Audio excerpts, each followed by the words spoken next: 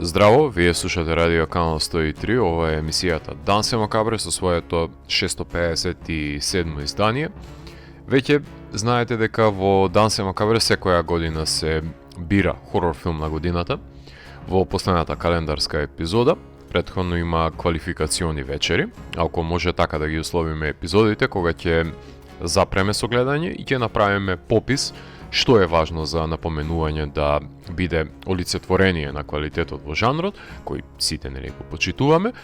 И има 5 такви епизоди во текот на годината, во кои околу 10 филмови се издвојуваат, кои се составен дел од листата на 50 најквалитетни хорор филмови, од кои најдобриот ќе се избере во декември. Третата квалификациона емисија е токму ова издание на Дансе Макабре, каде правиме пресек на полугодишниот хорор, односно филмовите кои беа најгласни во периодот од изминатите 2 месеци, што значи денес ќе се прошетаме и до надприродните битија во фолк преданијата во дивината, но нема да ги занемариме и човечките злобници во урбаната средина, убиците кои виреат во неа, запоседнувањата кои се вршат врз женското тело, лиминалните простори кои постојат во процепите на реалноста, од која понираат секакви битија во нашето постојање, каде човекот не е единственото чудовиште кое оди на две носи. Добре дојавте на патешествието низ страот и трепетот. Започнува третиот танц со смртта за оваа година. А емисијата ја започнавме со едно навраќање на култно остварување кое беше белег за металкор и пред се за дедкор сцената во 2000-тите, односно бендот Bring Me The Horizon се наврати на своите почетоци, преснимајќи го нивниот одличен и сега веќе култен албум Count Your Blessings со една едиција која ја насловија Repented, со тоа што на почетокот на емисијата ја слушнавме Pray For Black и Tell Slater Not To Wash His Dick, а во продолжение ќе слушнеме For Stevie Wonder's Eyes Only и инструменталната Slow Dance, кој се исто така составен дел од нивното почет остварување, така што браво машко Оли Сайкс што се врати доста смело на своите корени, на своите почетоци, можеби со подобра опрема и подобра продукција да го пресними ова маркантно дело. Така што уживајте во Bring Me The Horizon и потоа ќе ви говорам за сите филмови кои ги одбележаа изминатите неколку месеци во рамките на жанрот кој сите го милуваме и сакаме. Дансе Макабре е емисија во која 17 сезони се зборува за уметност, борба против лицемерието, зависта и користолюбието. Тука уметниците се вистински херои, а не политичарите криминалци. Секој издание е на мала победа против шунтот, апатијата, предрасудите и богот на медиокритетот алгоритамот. Дансе Макабре е отпор против колективната глупоќа, празнината на насловите, брзиот клик и грабежот на вештачката неинтелигенција. Целта на емисијата е да ги доближи квалитетните уметнички дела до секој слушател и да воспостави дијалог помеѓу уметноста и реалноста за подобро да го разбереме светот во кој живееме. Вечера имаме закажано полноќен танц со смртта по 657 пат. Јас сум Златко Ѓелески, а ви останете со трансмисијата на Канал 103 до крајот на светот. Како што веќе ви напоменав, ова е третата од 5 квалификациони вечери во кои се проследуваат квалитетите со кои може да се пофали хорор продукцијата за оваа година. Моментално имам изгледано 105 хорор филмови оваа година, од кои на топ 50 листата има сега 27 наслови. Се обидувам да ги држам критериумите да бидат доволно високи, односно да се квалификуваат само филмови со 8 од 10 рангирања и нагоре, но не сомневам дека има наслови кои чекаат да потфрлат извиканите изданија во годината за да може да се прикрадат на листата. И во овој сегмент на емисијата ќе ви ги напоменам тие филмови кои се од различен поджанр, кои можеби ќе го привлечат вашето внимание и пред се ја иницираат морбидната љубопитност за истражување на жанрот, која погледнатите застрашувачки доживувања можеби ќе ви биде подготовка за некое соочување со ужасите кои умее да ги приреди животот. Сепак имаме нагон за преживување кои сме го негувале со години. Хорор жанрот само создава хипотетички ситуации и ни дозволува да размислуваме што би правеле ние доколку сме на местото на затекнатите протагонисти пред се во небрано и како би реагирале. Iron Lung е еден од тие филмови, феномен кој пленеше на бокс офис заработката како адаптација на видеоигра, кој затвори еден лик во подморница и иако имаше прекрасно решение со рентген снимките, мене ми фалеше дополнителна дескрипција за светот надвор, пред се за да знаеме дали воопшто вреди да биде спасен. Ли Кронин's The Mummy е филм кој, иако беше нападнат од за мене нејасни причини со оглед на тоа што беше јавна мета како блокбастер, свесен сум дека никогаш нема да може на добар начин Universal да ги добие своите чудовишта назад, иако Invisible Man за мене ќе остане како еден од нивните најдобри модерни потфати. Ли Кронин си направи добар филм за екзорцизм. Не знам колку мумијата предимчеше, но ако го гледаме како филм за запоседнување, беше доста солидно застрашувачко дело за еден блокбастер ако се гледа од оваа призма, така што дозирајте си ги очекувањата за да не бидете разочарани.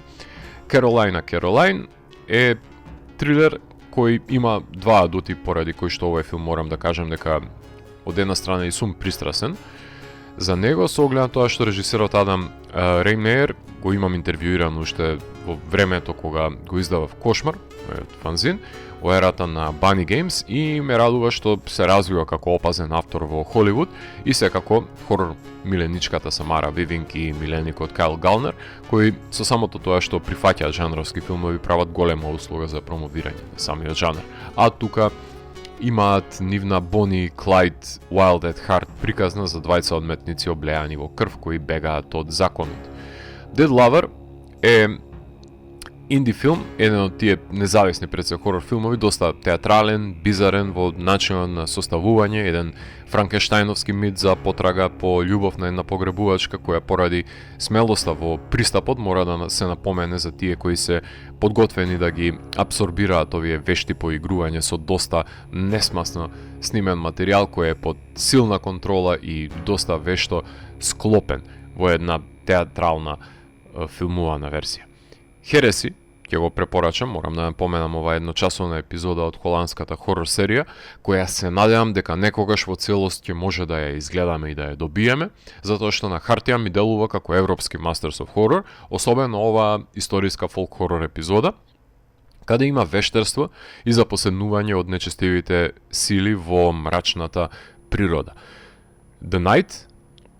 додека сме кај фолк хорор, баскискиот одговор на холандската вештерка е Гуау,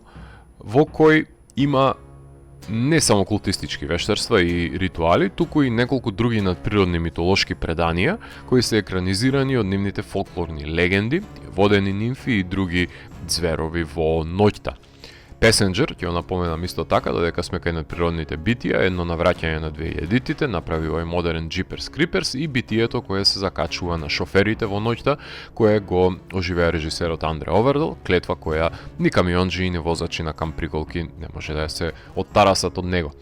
Марама, што е за филм за љубителите на готскиот хорор,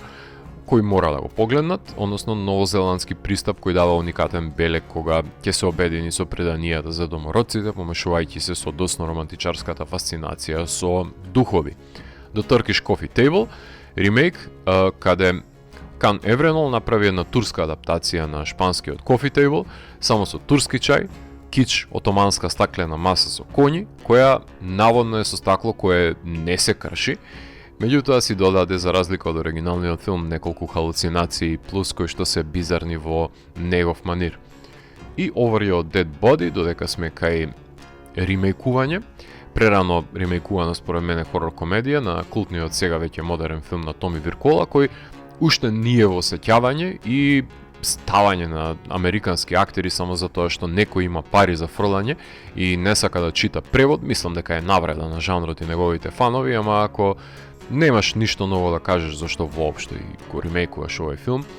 но по втор пат го, ако кажеш еден ист виц, нели, автоматски нема да биде посмешен, напротив. Така што, доколку сакате да погледнете американски актери во овие незавидни позиции, Over Your Dead Body е американска итерација на оригиналниот скандинавски филм, кој топло ви го препорачувам од Томи Виркола да го погледнете оригиналот. Љубителите на found footage може да го погледнат Don't Peek, љубителите на Айкул и The Bay, а ако ви се гледаат репликанти, тогаш не го пропуштајте научно-фантастичниот Affection, а секаде одмазнички филмови има, Меѓутоа, доколку не ви се чека Тарантино да сними нов филм, тогаш погледнете го и Is God Is. Ние да се посветиме на тоа што сме тука, односно на 9 филмови за кои подетално ќе ви говорам денес, затоа што тие ќе завршат на топ 50 листата за најквалитетни хорор филмови на годината. Првиот од нив е The Mother, The Menacer and Me, во режија на Џон Салмон, режисер и кинематографер од Лос Анџелес, кој го следам од како ја сними една од моите најомилени хорор комедии на сите времиња, која беше фалена и во оваа емисија, односно Dude Bro Party Massacre 3. Беше директор на фотографија и на Dimension 404, ТВ серијата, сними неколку кратки како распаѓањето на аниматорот на Fudge Freddy и талкањето низ пустина во A Patch of Desert. Сними документарец за компетитивното декорирање на маси со прибор, именуван како сет, и планира да полуди една протагонистка во престојниот The Horn. Режираше филм кој гласи The Mother, The Menacer and Me, кој јас нагалено го категоризирав како Hallmark слешер комедија, и една по една ќе ги образложам овие квалификации. Најпрвин за премисата во која безнадежно е заглавен во ќорсокак со својата работа која не ја милува, и принуден да се пресели кај својата свекрва режисерот во подготовка, кој секако дека не ја одобрува неговата пасија за хорор филмови. Еди Метјус се стреми да го оствари својот холивудски сон, односно да сними филмови, и е поттикнат од неговиот имагинарен зловен придружник кој наликува на Грим Рипер, на смртта, кој сака да биде оживеан преку неговото остварување со убиства. Се разбира, и тоа убиства не на било кој, туку на Керени. Знаете, Керен дека е синоним за, ајде да речеме, славица, можеби е македонскиот некаков пандан, ако може да се направи на овој термин, односно на возрастни жени кои доаѓаат на нерви, кои секојаш имаат нешто паметно да кажат. Ајде по едно да ги започнеме образложувањето. Hallmark ја квалификувам, иако не е таа продукција, туку спои на Narrative Distribution и Persimmon, инди лейбела што нема никаква допирна точка со Marvista или Hallmark, но тука ги напоменувам поради мелодраматичните елементи, особено поради пренагласената и преосветлена фотографија на Метју Чавес, кој намерно цели да ја долови естетиката на американската идила во предградијата, на која сме навикнати во фамилиарните филмови од оваа продукција, со животот со мајката на сопругата, глумена од Лорен Брако, која ја знаете од Сопранови и Goodfellas, и притисокот за наоѓање на стабилна работа за издржување на семејството, наспроти режисерското фантазирање, на кое сите сме нели склони, анимозитет кој секако дека раѓа и комични ситуации, иако сопругата го поддржува во мечтателските сни, додека и самиот не согледа дека холивудскиот систем не сака да поддржи авторска визија, туку само сака да ја купи за да ја унакази и иземе од неа последниот грам на авторство кој што поседува, што е одличен коментар во епилогот на филмот. Слешерченителите доаѓаат во игра од самиот метафилм, односно од сюжетот на филмот за убивање на Керени, кој треба да се снима, каде протагонистот и односно прогонувачот постојано му шепоти во увота на режисерот и ги бара своите 5 минути на платно да може да ги расчеречи жртвите. Функционира и како хорор комедија, но повиена во обландата на фамилиарните филмови, за кога ќе се разлее крвта да биде уште поголем контрапунктот, а кога сме кај практичното разлевање на крвта, секако дека го има играњето за односно прикажувањето на ефектите зад завесата, за тоа како се прави да прска крвта во жртвите кога напаѓа убиецот. Музиката е на Кейти Јержебовски, монтажата на Питер Хейган. Го доловува духот на снимање на инди филмови со своите пари, кои работејќи со пријателите и со фамилијата, кои веруваат во желбата за успехот на сонувачот, додека сонувачот не свати во големиот град дека не ги интересира неговиот труд, па и ни страста, ни посветеноста, само својата агенда која е водена од самоволие и пари. Untitled Horror Movie и Summer School ми се некаква референца за одличното дело The Mother, The Menacer and Me.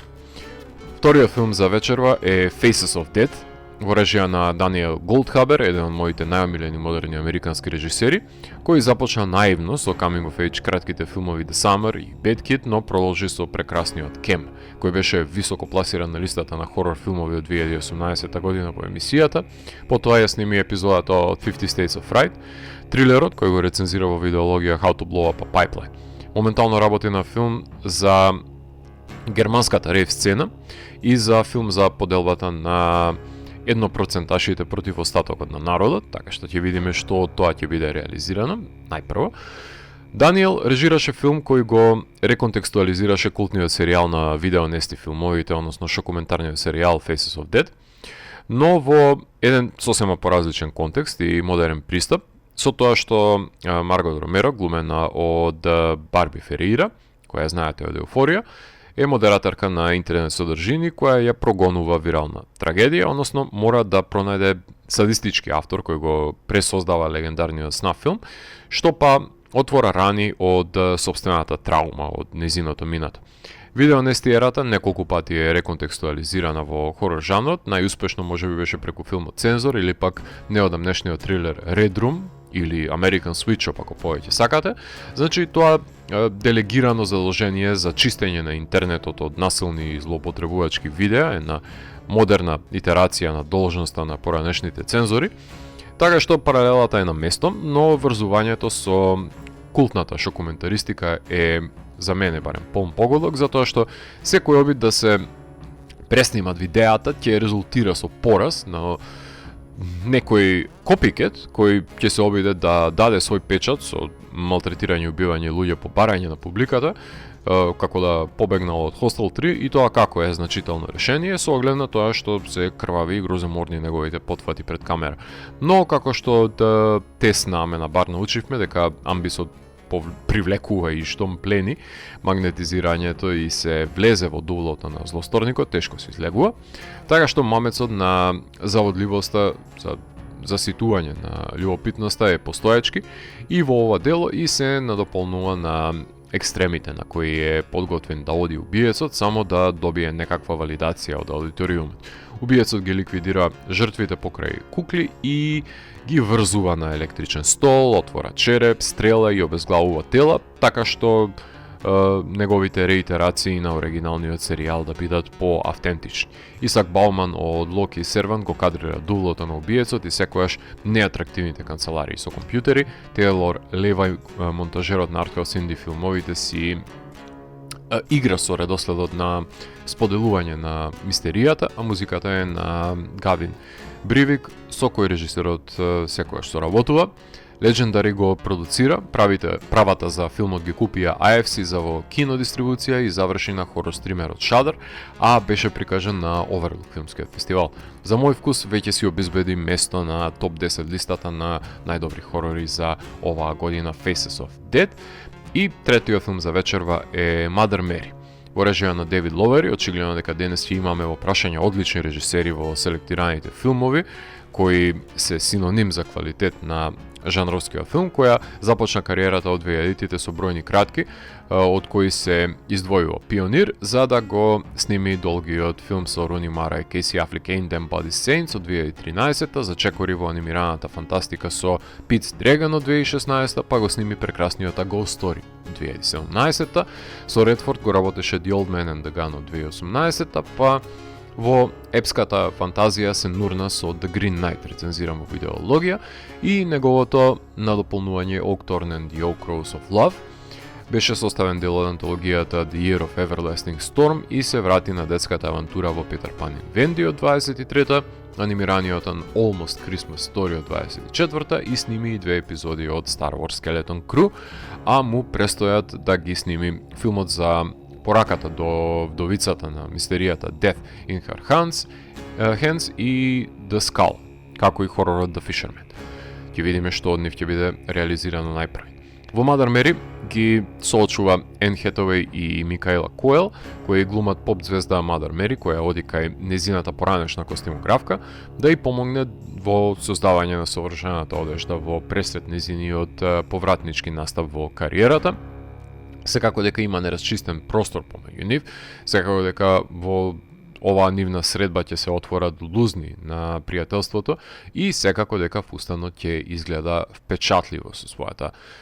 крвава црвена боја. Хантер Шефер, втората девојка од Еуфорија која што ја напоменувам, оваа емисија има споредна улога во филмот, но да не се лажеме, филмот се случува помеѓу театралниот сооднос на Ени и Микаела, нивната борба за моќ и превласт една над друга во ранетото и заворавено пријателство кое секако дека си носи багаж со себе и тоа невидлив кој се вербализира. За секаква пофалба е постојаниот соработник на режисерот, кинематограферот Ендрю Рос Палермо, кој тука има поддршка од кинематограферката на Еуфорија Рина Јанг, за да создадат еден величествен танц на боите и телата во просторот, за најдобро да се ослика повторното вмрежување на двата лика и разгори некаков пламен на креацијата кој само со судирот на овие две енергии може да се разгори. Даниел Харт е композиторот, а Девид самиот си ги монтира филмовите, што некојаш е добро, а некојаш е проблематично како во овој случај, затоа што уникатен е тонот, нели, и течението кој треба да го има овој филм со тенкото сценарио, кој се темели исклучиво на актерската игра и на визуелниот спектакл, нали, Vox Lux, например, или како уште еден филм за возрастна музичка звезда, или пак The Moment со Charli XCX, ако бараме тековен пандан на филмот за подготовка на престојното музичко шоу. И камбек нема да ги задоволи хорор фановите до тој степен кои би очекувале пошироко да се отворат лузните и да истече повеќе крв. Ќе се иритираат нежните и кревки душички кои гледаат само артхаус мелодрами и со присуството на жанровските елементи во овој филм, иако се мали. Така што овој филм на A24 остана нива му нитаму, иако играше и Истанбул и Тајван на филмските фестивали, ќе си остане погребан на платформите за гледачите од иднина да го откријат и да му дадат култен статус, кој денес нема да го добие, затоа што овој егоцентризам кој што ние сме подлегнати, тешко дека може да го валидира на тие рамки, а екзорцизмот на духовите на минатото помеѓу женските ликови не знам дали си ја најде својата публика во денешницата, можеби кај фановите на Лејди Гага или пак на Black Swan, не знам дали има некаков пресек помеѓу нив. За да се дојде до креацијата на фустанот, мора да се отворат шевовите на персоната која е создадена да биде Мадер Мери, преку тоа што била, а не тоа што се представува пред другите. Истата таа што ја оставила костимографката зад себе, кога станала славна и бара помош од неја за да допре повторно до славата под рефлекторот, но парчето месо мора да се пресече и да се стави на вага за да се роди уметност пред се. Така што јас секако дека ги тегнам границите на тоа што се нарекува хорор жанр, со отворени раце ги вбројувам и хорор adjacent филмовите, кои маргинално допираат до агенсите на жанрот, односно не го исклучуваат од жанровскиот амалгам, затоа што е нужен за да се продре до закопаното и премолчано извориште на погребаните емоции. Тука ќе направиме на кратка музичка пауза. Во продолжение на емисијата изслушаме Protect the Hero, односно со нивната композиција Mouthpiece, која се наоѓа на новиот албум Within. Потоа ќе слушаме Комби Крај со нивниот нов албум The Venom in the Mouth of God. The Who ги слушаме со Hun. Потоа ќе преминеме на хардкор сцената со новиот албум на Madball, односно Not Your Kingdom. Boundaries со Yearning the Unbeautiful After и Reaper ги слушаме, Dead Trash за самиот крај со Towards Rebirth и No Cure. Ќе удриме уште еднаш на самата хардкор сцена со Dead влијанијата. It is going to get dark е нивниот нов студиски албум. Така што слушаме по една композиција сите овие албуми кои ви ги напоменав и потоа се враќам во етер за да ви говорам за преостанатите 6 филмови во последната епизода на Дансе Макабре за 17-тата сезона. Овие епизоди на Дансе Макабре секако дека може да ги црстиме во некаква периодична одредница со циклусите на природата од памтивек до денес, особено доближувајќи се до Лугнасата од галите, например, кој значува почеток на жетвата на 1 август, така што и ние тука си ги засадуваме плодовите на жанрот, кои очекуваме да бидат реминесцентни за самата година. Како што веќе напоменав, ова е третиот танц со смртта оваа година во Дансе Макабре. Првиот танц беше во мартовскиот пресек на издание, вториот беше за 1 мај, Со третиот ја пресекуваме на половина годината на хорор изданијата и ја затвораме сезоната. Четвртиот ќе биде откако ќе ја набереме летната жетва и последниот ќе биде на Хелоуин. За по него се разбира дека следува изборот на хорор филм на годината. Во оваа емисија истражуваме мрачни фасцинации на еден здрав начин, бесплатна терапија ако повеќе милувате, соочување со стравот кој ќе не направи да бидеме подобри луѓе и да бидеме пред се подготвени на сите предизвици во животот. Овој аудиовизуелен стимул се одвива во рамките на една безбедна рамка, каква што е филмската уметност, и здрава е дозата на еден хорор филм пред легнување, за да имате барем бујни кошмари. И се разбира, во најмала рака е најголем. Четвртиот филм за денес е Хокум, односно работен од страна на серија на одлични режисери кои што во оваа емисија ја продолжуваме. Еден од нив ќе го броиме и Дамјан Мекарти, односно ирскиот режисер кој во 10-тите години на овој век снимаше бројни кратки хорор филмови, каде ја градеше неговата естетика од The Roommate, Hedge, He Dies at the End, Hungry Hickory, Never Ever Open It, How Olin Lost His Eye, Hands. Голем дел од нив се ахроматски, во распаднати куќи, естетика која ја пренесе и во првиот негов долг филм, односно Зајачкиот кавеат, потоа Одличниот одити и ќе работи на хорор филм за Проколната куќа, тоа е следниот негов проект. Во Хокум ги задржа силите на естетиката на самиот жанр и ги комбинираше со актерот Адам Скот, односно предводникот на серијата Северанс, кој глуми писател на хорор романи, кој посетува ирска гостилница за да ја префрли палетата на своите дела во друга територија, односно при тоа да ја понесе и пепелта на своите родители, несвесен дека има предавање на имотот кое го прогонува некаква си своевидна вештерка. Најквалитетниот хорор филм за кој ќе ви говорам денес, кој мислам дека не го искористи бизарното појавление на зајачката маска максимално, не баре избегала од некаков си бирол на Дони Дарко беше, прилично морничава, затоа што тие предсеморничави елементи биле се присутни во неговите претходни филмови, така што мртвите тела во лифтови се најмалку што умее да направи за да ја заплаши гледачката публика овој режисер. Дамјан е автор кој игра на една варијација на тема и постојано ја ремоделира до совршенство, си знае дека злокобните преданија му се најсилен адут и не застранува од нив.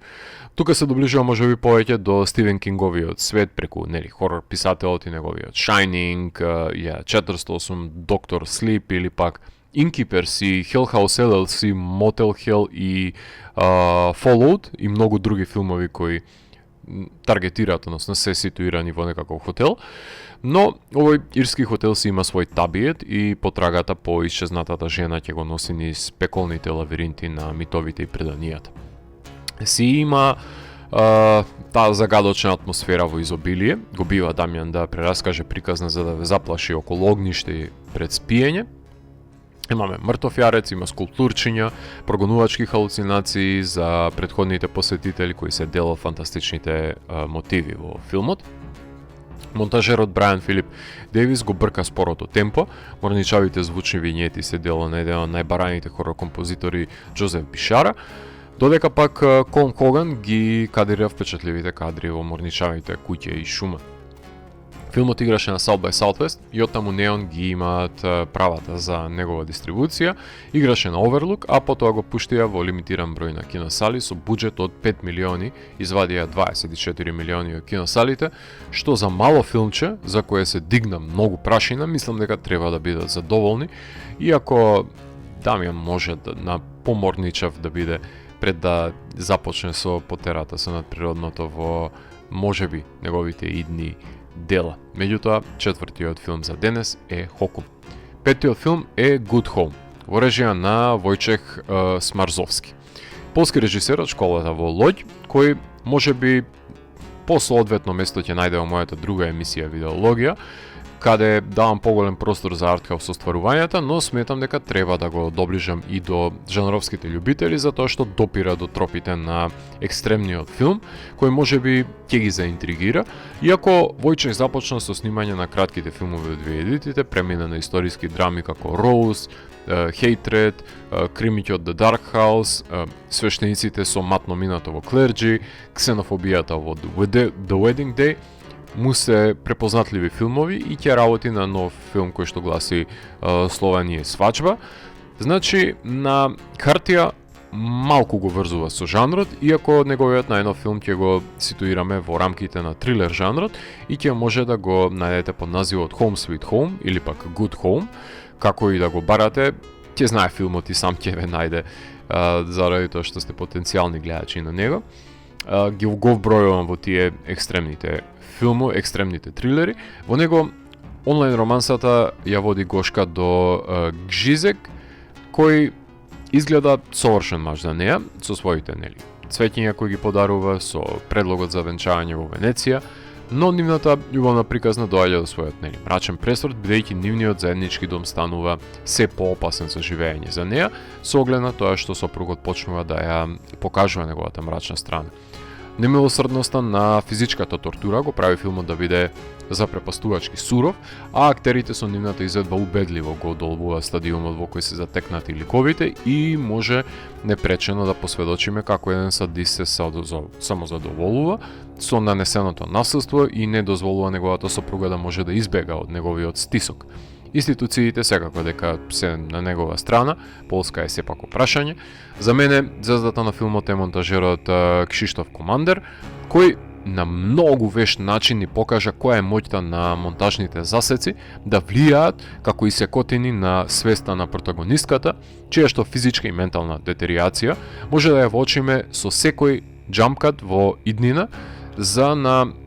најдобар можен начин да ни илустрира што значи човек да се носи со последиците на една постојачка траума, останувајќи заробеник во сопствениот дом. Павел Тивора, кој ги работеше визуелните ефекти на другото полско чудо за оваа година Хел, е кинематографер на овој филм, додека пак музиката ја прави Миколај Тржаска. Односот со незините пациенти на протагонистката драстично се поменува како детерира животот на неа. Тепањето и силувањето има почеток, но секако дека нема свој крај. Делува бесконечно, снимките на кои е уловен чинот и тоа како се од значење за да се осуди барем во рамки на законот за сторникот.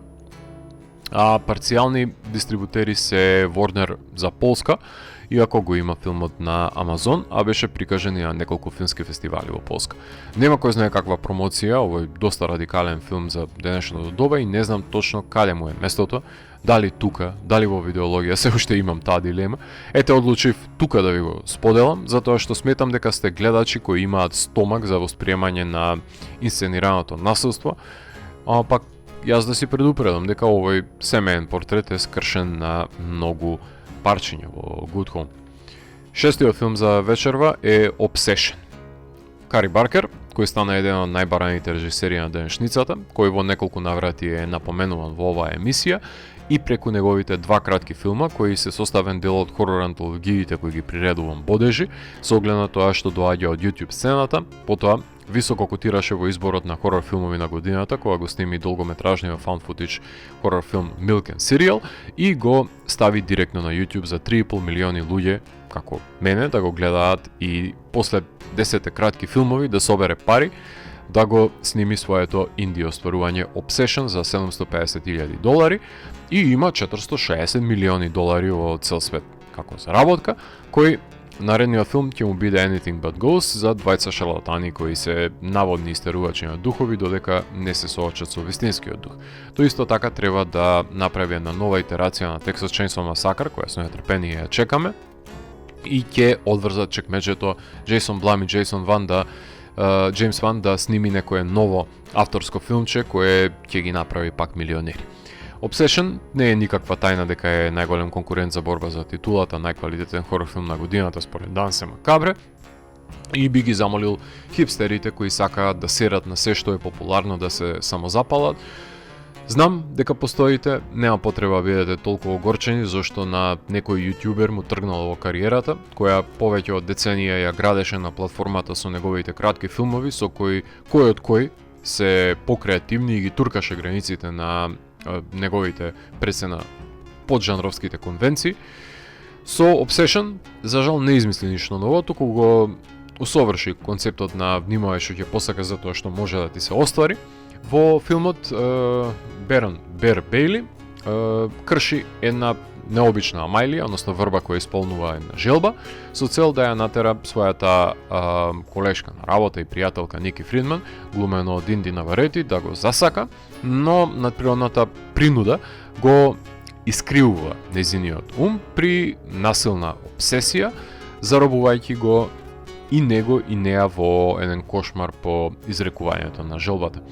Нема голема филозофија зашто овој инди хорор му успеа да го долови зајдгаст ширум светот, а тоа е дека протагонистот најдобро ги осликува френдзонираните добри момци, кои насилно посакуваат да ја придобија љубовта на нивната пријателка, која ги сака како браќа, па ја користат можноста на остварената желба присилно да бидат со неа. Во таа присила се крие хоророт на филмот, затоа што Ники е заробена безпомошно во низиното тело,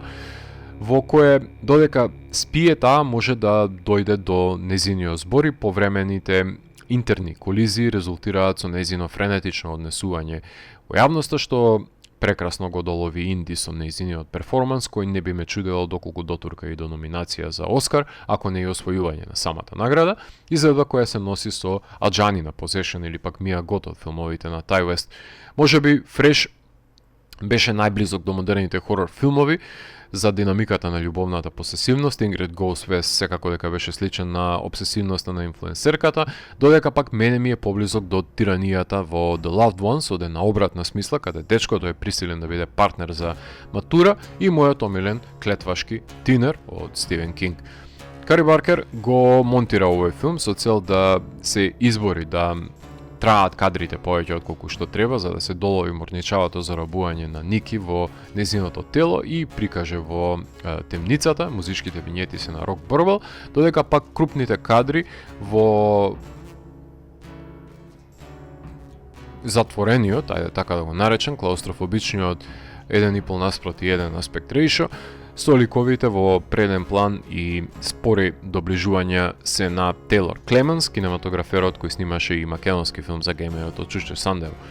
Има едно впечатливо млатење на главата од волан, декорирање со мртви тела и крваво финале кое му доликува на овој филм. Баркер одби да ги продаде правата за филмот на A24 и Neon, иако војната се водеше со нив, за време на премиерата на Торонто, односно на Midnight Madness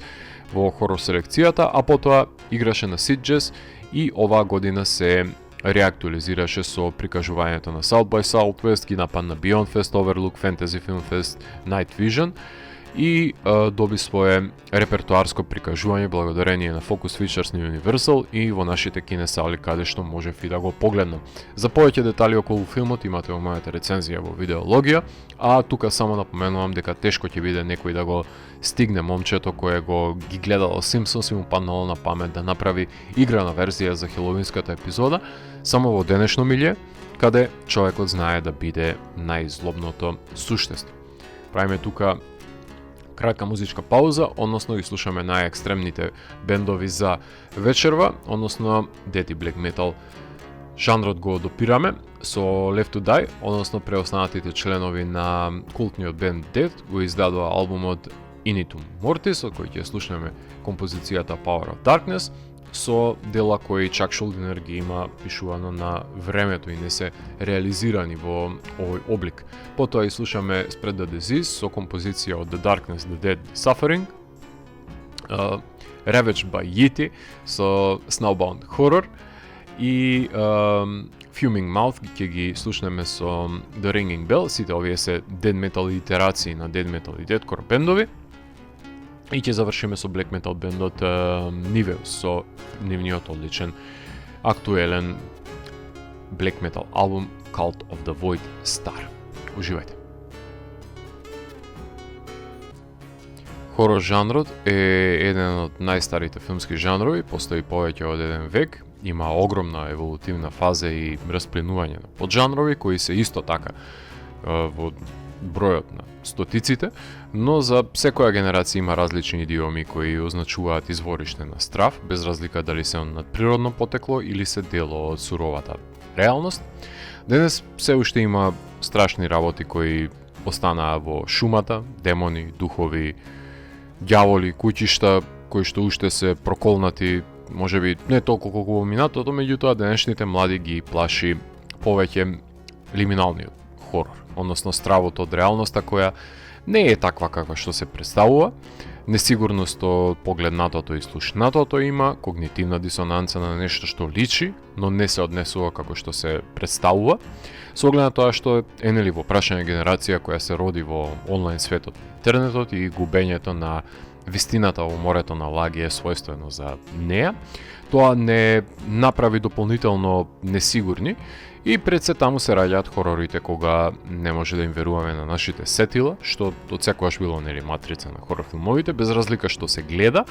битието кое одскокнува од реалноста и е дел од фантастичното, секогаш ќе биде мотивација за екранизирање во склоп на жанрот. Сепак, тропите се трошат и не може до бесконечност да се верглаат истите чинители, ќе се пробијат неколку уникатни филмови, ќе излезат илјадници кои ќе се обидат да ги копираат и ќе го презаситат пазарот и ќе стане одредена конвенција демоде, додека не се олади некое време и се појави нов херој кој повторно ќе ги стави на тест конвенциите и потегне еден нов тренд. Така што денешните страшила се столици, играчки, девојки на кои се плашиме да им приде. Седмиот филм за вечерва е Сахарин, во режија на Натали Ерика Джеймс, американската австралијанка, која нејзините кратки хорор филмови како Трич, Кресвик и Драмвейв ги сними во 10-тите години на овој век, со долгометражното дебют да и биде одличниот поим за пренос на генерацијската траума Релик, потоа се усра со неквалитетниот приквел на Розмариното бебе Apartment 7A, за да сними тоа што е добра, нели, да напише собствено, автентично сценарио, независно од друг филм или од франшиза. Од неа ни се потребни исклучиво филмови како Сахарин, во кој Хана, студентка по медицина, која станува тероризирана од злокомна сила, штом се препушти на конзумирање на слабење по скратен процес, пиејќи пилула која содржи човечка пепел. Уникатна идеја, која се врзува за модернизираниот тренд на телесниот хорор филм налик Substance, односно The Ugly Stepsister или Титан, само што работен на ниво на инди филм, не е громогласен како арија со специјални ефекти да поседува, напротив, интимистички се следи процесот на слабење на една девојка, кој го менува и нејзиниот начин на однесување и сооднос со блиските. Тоа значи дека не само што ја разработува темата на губење на тежината, туку се соочува и со проблематиката на зависностите и очекувањата на околината и притисоците кои си ги ставаме на своја кожа, раѓајќи нездрава компулсивна грижа на совест. Наоѓање на најкраткиот пат за доаѓање до зацртаната цел треба да биде една од најчестите преокупации на хорор режисерите денес, затоа што снимаат филмови за генерации кои секогаш ја бараат кратенката, таа прекутрупа, како да се дојде до стрелите, до тоа што го категоризираме нели денес за успех, но жанрот е тука да ја даде таа дидактичка димензија, дека има последици на кратењето на патот, а во случајот на овој филм се одличните халуцинации и модификации на телото. Тоа што протагониската изучува медицина е одличен начин да има пристап до бесконечна залиха на пепел за конзумирање, но да не заборавиме дека исто така ја впива есенцијата на покојникот кој со себе си носи низан на нерешени конфликти, со кои настанува борба во телото на студентката, штом го внесе во себе, односно во случајот на филмот во случајот на Меди, тоа е Биг Берта. Тоа значи дека дисекција има колку би душа сака, обсесивноста и компулсивноста со јадењето е доведена до екстреми, а има оставено дел и за уделот кој го имаат социјалните мрежи и проекцијата на идеалниот изглед, која наметнуваат на девојките и помагаат во создавањето на комплексите. За потребите на филмот соработуваат двајца кинематографери, едниот е Чарли Сардов, од кој работи Релик и филмовите Smile, додека пак другиот е Бенџамин Морган од останатите филмови кои Натали ги има сработено, кои имаат создадена одлична финална пресметка и успешно го доловија светот во кој се бара себе си протагонистката. Шон Лахив, монтажерот на Together, знае како треба да се монтира камерен филм без да загуби фокализацијата од страна на протагонистката. Хана Пил ја компонира музиката. Филмот имаше премиера на Sundance и оттаму ми го привлече вниманието, и тогаш ви говорев кога ја правев епизодата за Sundance оваа сезона, поради уникатниот пристап на канибалистичкиот нагон за јадење на човечката пепел, кој беше прикажан и на Берлинале, а потоа играше на Night Visions, Overlook Fantasy Film Fest и секаде добро помина пред жанровската публика, па затоа правата ги откупија AFC за да го прикажуваат во кино и Shudder за на платформата. Идеален брак за промовирање на хорор филмовите во САД, не баш во останатиот дел на светот за кој немаат дистрибуција. Ненаситен сум за вакви филмови, така што сакам што е можно повеќе да има филмови како Сахарин, интимни, самоуништувачки приказни на кревкоста на човечката суета. Осмиот филм за вечерва е Backrooms во режија на Кейн Парсонс, кој во YouTube сферата го знаете по каналот Кейн Pixels. Уште една YouTube сензација, која дојде до успехот со напорна работа и снимање на стотици видеа од неговиот аналоген хорор концепт Backrooms, пред 21 годишниот режисер да ја добие можноста да го сними долгометражниот филм и да ги сублиминира стравовите на една генерација. Светот и концептот на Backrooms е обемен и секако дека невозможно е да се опфати во еден долгометражен филм, но Кейн за првиот се задржува на приказната на Кларк, глумен од Чиветел Еджиофор, кој е архитект кој работи како продавач на мебел, со кој се запознаваме од 90-тите години на минатиот век во Сан Хозе во Калифорнија, каде си пати од последиците на распаднатиот брак со поранешната сопруга и затоа дека и терапевката глумена од Рената Рейнсве, но исто така ќе забележи дека има проблем со струјата во подрумот, каде ќе најде премин во зидот во друга димензија, каде работите изгледаат слично, ама различно, како тие од реалноста, зачекорувајќи во празни простории во кои има натрупано мебел. Тешко дека ќе може да им го објасни феноменот на другите за овој монохроматски кошмар во жолто, кој обстојува во продавницата, само може да им го покаже, но во тој меѓупростор се кријат сите тие нереализирани сни и бледи копии на реалноста,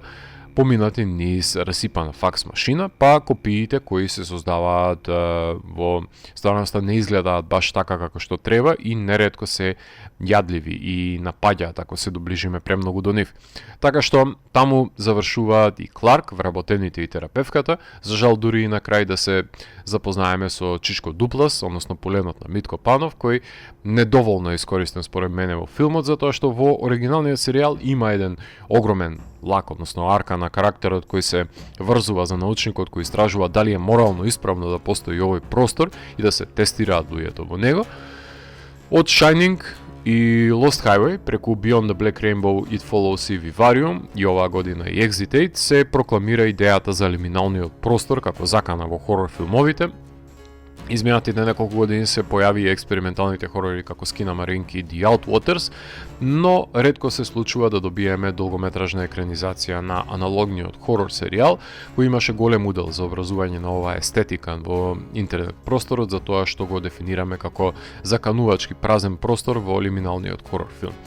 Не сум импресиониран од тенката разработка на карактерите, кои не може да се поистоветат исклучиво со пропаднатиот брак и навлекувањето пред се во кругот на навики од кои не може да се одвикнеме, но тоа мислам дека исто така станува и одлика на младата генерација на автори, кои важно им е само како изгледа, а суштината на ликовите, нивното тродимензионално представување и влегување во комплексен конфликт се алатки за драматуршко поставување кои ги избегнуваат и занемаруваат, па затоа и таа шуплина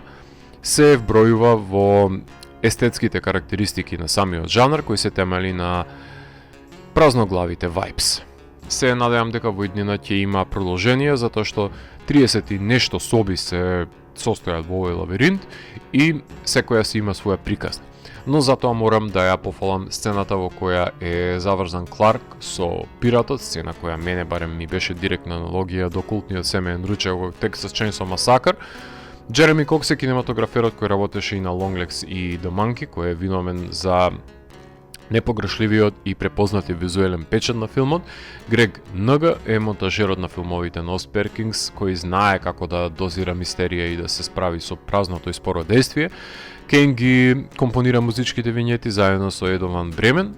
Смел потек беше застанувањето на A24 за овој филм, што го спаси овој дистрибутер во светски рамки затоа што заработи $390 милиони на бокс офисот, само што штета што тешко оди дистрибуцијата на Балканов за нивните филмови. Филмот стана одраз на една генерација и нивните стравови и би сакал да погледнам подетално и пошироко истражување на овие недопрени и забранети лиминални пространства кои ги воочивме во The Backrooms.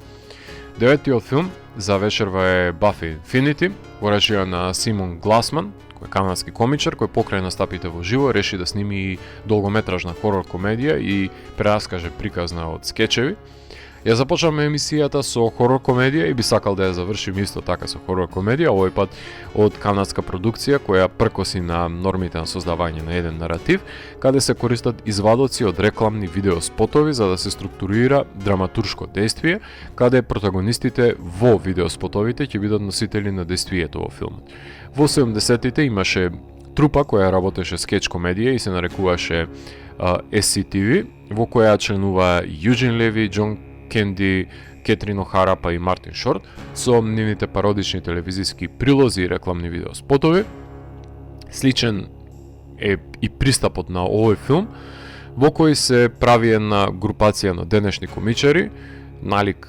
популарните пандани на SNL, кои ги преземаат улогите на ликови кои снимаат нискобуџетни ТВ реклами, со кои се прераскажува злокобната приказна за два ресторани кои се борат за измислениот град во округот Вестрич, каде постепено започнуваат да исчезнуваат вработените. Циклично е прикажувањето на рекламните видеоспотови кои се однесуваат на рестораните, рекламата за таблети,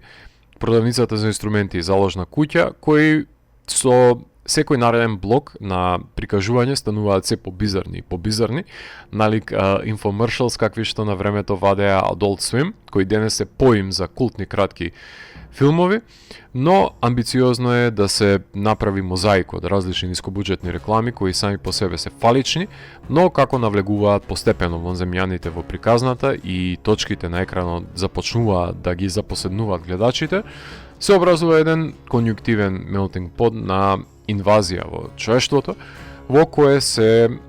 помешуваат прилозите на вестите со личните снимени видеореклами кои во манирот на Голконда, например, на Дилан Дог, ако се сеќавате на насловната страница, настанува шмокувањето на светот пред се. На интернет сферата постои богатството на аналогниот хорор, кој се нарекуваше Local 58.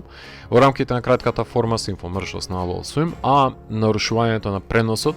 за да биде светот запоседнат од злото имаше во одличниот Late Night with the Devil, или пак аргентинскиот History of the Occult, или па мојот фаворит кој секојаш ќе го напоменувам WNUF, односно ВНУФ ако повеќе сакате, Halloween Special и Ghostwatch. Едгар Пинзон ги кадрира приказите од лажните реклами, додека пак режисерот Симон ги монтира во некаков, да речеме, разбирлив нанес на действие. Yellow Whale Pictures го дистрибуираат филмот кој имаше своја премиера на значајниот канадски фестивал Fantasia, за потоа да се прикаже во Бруклин на Sitges и Overlook, доби номинација за наградите Фангорија за деби и најде мала група на жанровски љубители кои ќе го фаворизираат неговото постоење и покрај бројните финансиски недостатоци кои ги користи за своја полза оваа трупа на комичари во Buffy Infinity. Leviticus Colony Scary Movie ќе ги земам предвид за наредниот преглед, затоа што како швајцарски сад се појавуваат во вторник филмовите, додека ги збирам белешките за емисијата која што веќе има утврдена листа, па затоа не ги вклучив и нив. А денес имав можност да ви говорам за филмовите The Mother, The Menacer and Me, Faces of Death, Mother Mary, Hokum, Good Home, Obsession, Saharin, Backrooms и Buffy Infinity. Традиционално, во последната епизода од сезоната одвојувам време, најпрво да се заблагодарам до сите слушатели кои одвоија дел од нивното слободно време да слушаат епизодите од 17-тата сезона на радио емисијата Дансе Макабре и на сите слушатели кои го инвестирале нивното внимание и пред се доверба на емисијата изминатите 17 години, затоа што без нив ќе немаше кому да се обраќам сите овие години. Жртвите кои ги бара од нас оваа импровизација од радио се големи и се надевам дека ќе имате разбирање за пропустите и недоследностите кои сум ги имал во текот на сезоната предизвикани од умор. Меѓутоа, кој убива, ова да работи, тој и греши. Во 17-тата сезона реализирав 34 епизоди,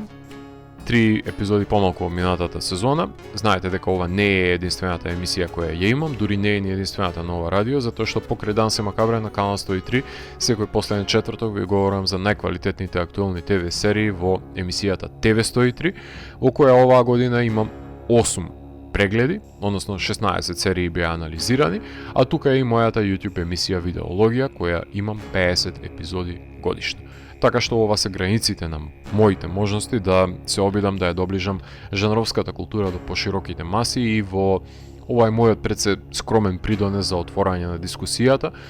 кои се квалитетите на уметничките творби за кои јас сметам дека треба да се отпочне дискусија. Ако секој е свој медиум и би сакал да има некаков одек на оваа моја заложба, затоа што нели работењето од дома не ми нуди некаков фидбек, а убаво би било да знам дека некого го допира мојата емисија за промовирање на културата во државата, затоа што јас немам никаква добивка од тоа, ниту најмалку финансиска, ама знам дека сме убедени дека живееме во држава на сезнајковци, каде секој втори експерт по свештологија, кој не гледа филмови и не оди на концерти затоа што уметноста е под сечие реноме, така што се надевам дека само прогласената елита ќе може да се погледне во огледало и согледа дека се давиме во талогот и единствениот начин за излез е само нагоре, а културата е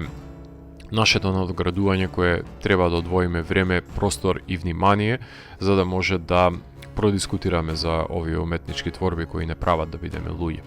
Во рамките на оваа емисија вкупно 74 пати гостувале бендови, 93 пати гостувале режисери, меѓутоа оваа година драстично беше намален бројот на гостувања за од мене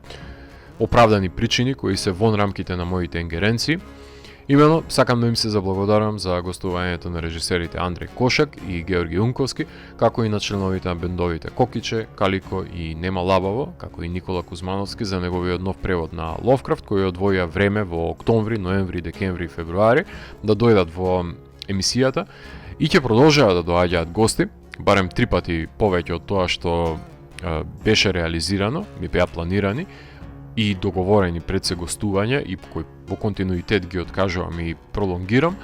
доколку раководството на МРТВ не се променеше и старото и новото, ден денес не сака да го потпише договорот за соработка на канал 103 и од март имаме рестрикција за доаѓање во радиостаницата и со таа свирепа одлука докажуваат дека не им е грижа што немаат простор во мојата емисија уметниците да се ги промовираат нивните творби и дека удобно живееме во дистопијата во која медиумите кои имаат што да кажат упорно се цензурираат и замолчуваат со овој тип на тивка репресија. Со забранувањето на водителите да доаѓаат во сопствените емисии и да носиме гости во радио, ја осакатија програмата на Дан се макабре и директно влијаја на зацртаната реализација на емисијата, така што обратете се до раководството на МРТВ, зашто половина сезона, односно 5 и сега веќе 6 месеци имаме забранет влез. Се обидов бројот да го надополнам со телефонските повици кон Димитар Савески за организирањето на концертите на Терор и фестивалот Восстание и Дејан Милошевски за организирањето на Metal Discharge, затоа што сметам дека тоа се манифестации кои се столбовите на метал културата, кај нас барем, и по секоја цена мора да добијат простор во медиумите, иако треба да бидеме свесни дека сцена не се гради од фестивал на фестивал, треба секои 2 недели да има концерт на домашни бендови кои само иницијативно ќе го се организираат да свират во градот, ама како и секогаш потврламе на ниво на организирање на настани, на места и бендови за свирење и на апатијата на публиката која и да има свирка, нема да се појави. Штом останаа затворени вратите на МТВ за нас водителите и нашите гости во радиото, ми преостана само да информирам за тоа што се случува на поле на културата надвор од државата, односно да рецензирам филмови и музички албуми. При тоа реализирав 4 епизоди аудиотека, во кои рецензирав по 6 странски албуми, односно 24 албуми. 3 епизоди раритет во кои рецензирав по 4 домашни албуми, односно 12 албуми, значи вкупно 36 музички албуми беа рецензирани оваа сезона во емисијата. Што се однесува до филмовите, одржани беа квалификациони вечери за хорор на годината, што значи рецензирани беа 53 хорор филмови, 12 музички документарци, една ретроспектива на франшизата од 6 филмовниот Екзорцист, значи 70 филмови беа рецензирани во емисијата. Исто така, дополнително беа и 10 епизоди на Дилан Дог рецензирани, 3 прегледи на понудата на трите најголеми светски филмски фестивали и составив 3 хорор антологии со кратки филмови кои може да ги погледнете во секое време на мојот YouTube канал, кои гласат Бодежи 1, 2 и 3. Оваа содржина сметам дека е составен дел од едукативната димензија која ја има емисијата Дансе Макабре, која нема да ја добиете на ниту едно друго место, барем нема уредникот на емисијата да ви ја понуди и образложи и изнесе свој критички осврт на понудените над 150 уметнички дела кои секоја година се анализирани во рамките на оваа ноќна емисија и поставени како облик на говорен подкаст на мојот YouTube канал, каде ќе ги најдете сите постари изданија на диалозите и монолозите на овој 17 годишен танц со смртта на дигиталните радио бранови. Неколку целосни работни денови трае подготовката на една епизода на Дансе Макабре, така што замолувам за разбирање за сите албуми и филмови кои нема дојдено на ред, да бидат или анализирани или поканети авторите во емисијата. Мислам дека бев јасен со канењето, дека има екстерни фактори кои го забрануваат доаѓањето на водителите, а не пак нашите гости, но се надевам дека ќе дојде до вразумување од другата страна и ќе согледаат која е штетата која ја принудуваат со хендикепирањето и не обезбедувањето на основни услови на работа на секој новинар во оваа радиостаница. Уличните мачки и кучиња имаат моментално поголеми привилегии од нас, кои без проблем можат да влезат во зградата. Да живее македонското новинарство и спектакуларната особеност на македончето, да го боли цевка за никого и ништо, особено не за уметност која има за намера да ги подобри умствените и душевните капацитети на еден народ. Колку и да ви звучи излитена констатацијата, ама Дансе Макабре е во служба на културниот идентитет на државата, колку и да не сака државата да го согледа и препознае тоа, односно мојот труд бесплатно да го споделувам за промовирање на културните добра кои ги поседува и се обидувам да биде во текст со актуелни филмски и музички случувања, еден мој задолжителен културен рок кој го служам секоја година за да промогнам да се прошири уметноста во нашата држава на начин кој го заслужува, за да биде восприемена и да го окупира радиоетерот, ако ништо друго, барем за мој најд. Да направам културна инвазија во вашите домови со овој мој уметнички активизам. Сите епизоди ги аплодирам вечерта по завршувањето на емисијата на мојот YouTube канал и гостувањата во целост се достапни веќе наредниот ден и за снимнување во аудио форматот, така што тоа јас го правам секоја среда до изгресонце за да ги имате во четврток на располагање.